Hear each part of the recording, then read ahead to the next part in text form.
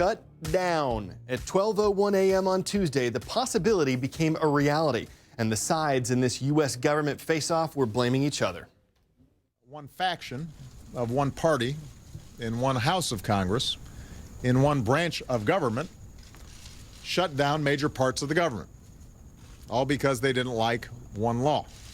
The president refused to compromise. Senator Reid hasn't even, he's already said he's not going to go to conference. He's not going to go to the constitutional event where we're supposed to come together and compromise. About 2.6 million government employees were expected to keep working during the shutdown. More than 840,000 were facing furloughs, sent home from work without pay.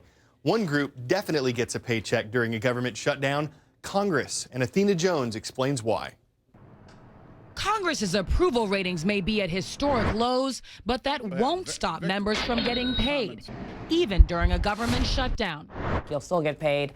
Is that appropriate? No. I worked the phones and hit the halls. If there's a shutdown, members of Congress still get to collect their paychecks. What do you think about that? I actually think nobody's above the law, and that means the president, the attorney general, as well as us. All of them ought to be putting that on hold until this is resolved. And what will members of Congress do with their money? I am urging my fellow members of Congress to donate their pay to charitable causes. I'm going to be writing a check back to the U.S. Treasury and giving my pay back and standing in solidarity with everyone else. So why do senators and representatives get to collect their paycheck while hundreds of thousands of federal employees will have to go without?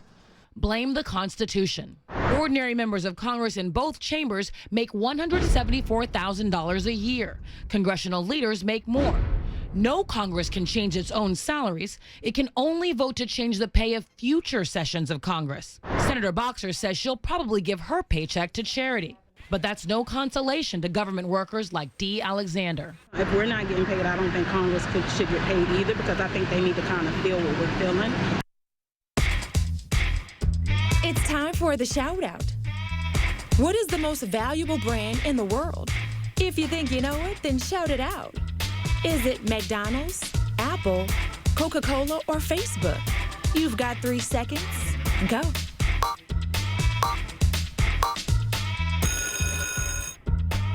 According to a report about corporate branding, Apple is the new #1 when it comes to the most valuable brands.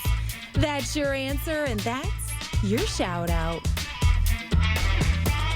What's in a brand? Value, for one thing. For the past 13 years, since consulting company Interbrand started ranking what it calls the best global brands, Coke was it, the world's most valuable brand. But just this year, Apple ripened, reaching the top spot thanks in part to the release of its newest iPhone. And Google found its way into the report's second most valuable spot. This doesn't mean Coca-Cola has lost value. Interbrand says Coke gained value over last year by 2%. But Apple jumped 28% compared to 2012. Google a whopping 34%. And when you look at how the estimated values of these brands break down, you see Apple at the top with an estimated worth of $98.3 billion. So what? Well, the shift shows the starring role technology is taking in our lives. The majority of this year's top 10 most valuable brands are associated with high technology. Interbrand says their products change buying behaviors and how we communicate with each other. But the rankings aren't necessarily the last word on popularity. If you turn to Facebook for a measure, Coke has more than 73 million likes. Google has around 15 million, and Apple has a comparatively tiny 9.7 million. In fact, when you look at who likes Facebook itself, you'll see 95 million thumbs ups, almost as much as the other 3 brands combined. Hispanic Heritage Month celebrates the culture and traditions of Americans from Spanish-speaking countries. Today we're checking out 5 English words that come from Spanish. Maybe you can tell the difference between a gator and a croc, but did you know that alligator comes from a Spanish word, el lagarto? It means the lizard.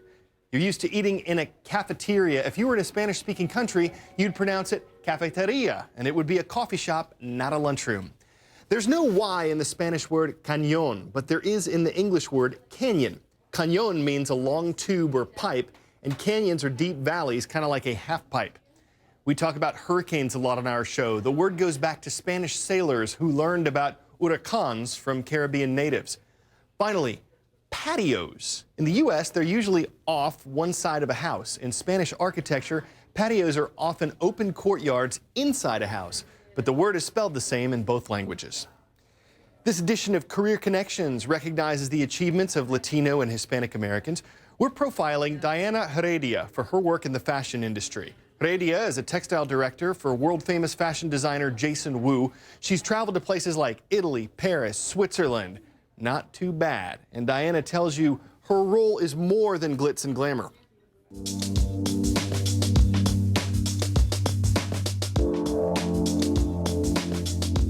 I'm the director of textile development at Jason Wu in New York City.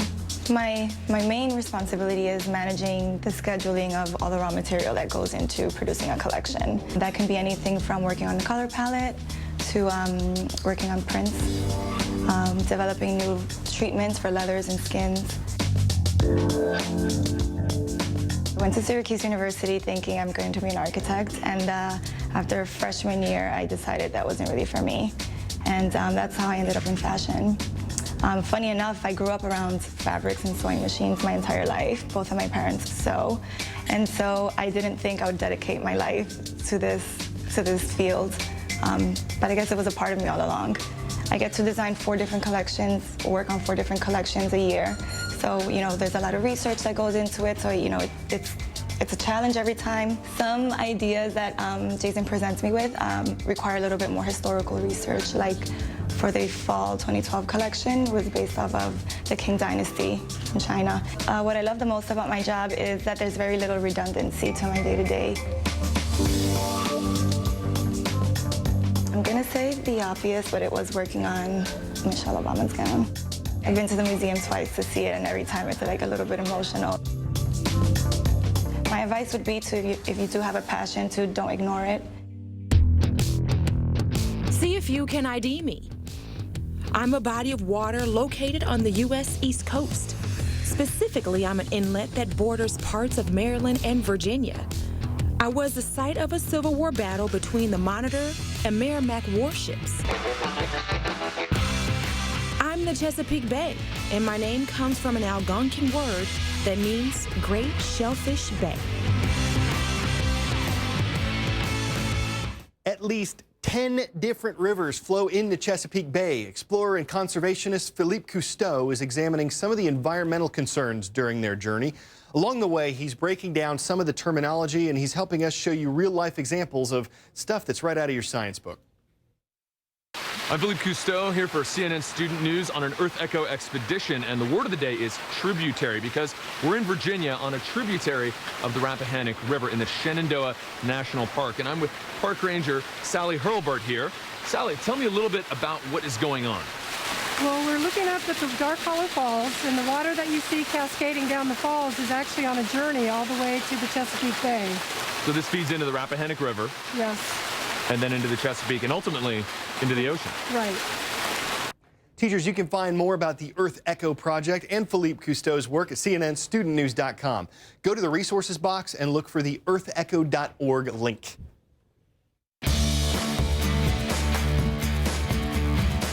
Today's roll call is very presidential. We've got 2 schools named after U.S. presidents. The first is Herbert Hoover High. It's the home of the Huskies, and it's in Clendenin, West Virginia. Before he was president, Dwight Eisenhower was a general, and out in Albuquerque, New Mexico, the Eisenhower Generals make today's roll call. Finally, the Titans from Tollgate High School in Warwick, Rhode Island, take us home.